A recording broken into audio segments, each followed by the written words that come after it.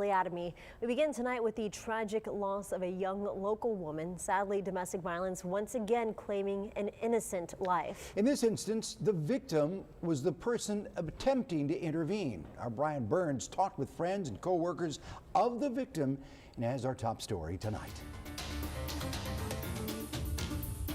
Well, this shooting happened last Wednesday about 9:30 in the evening. It took place at the Shores Apartments in the 1500 block of Ennis Joslin when a 25-year-old female was shot.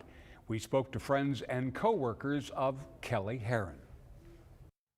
Friend, that was her saying when she would call you, friend, good morning, friend, how are you? And that's the way I'm going to remember her. Jessica Corrales met 25-year-old Kellie Herrin in addiction recovery and became close friends.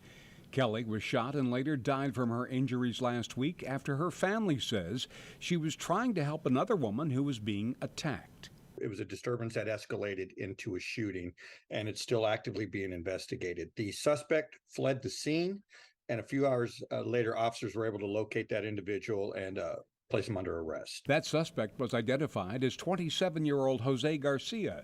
He was arrested on multiple counts of aggravated assault, but charges were upgraded to murder on Friday after Kellie died from her injuries.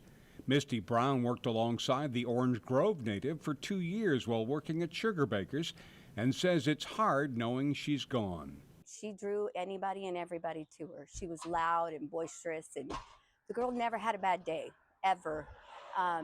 I somewhat envied that about her, is how happy and cheerful and grateful for life that she was. Another good friend, Patricia Anderson, says Kellie continues to support other women in recovery. She had a ripple effect that just touched so many people. I mean, it's immeasurable, her impact in the world. And Kellie will continue to impact the world. She was an organ donor, and her family says her organs and tissues will help more than 50 people.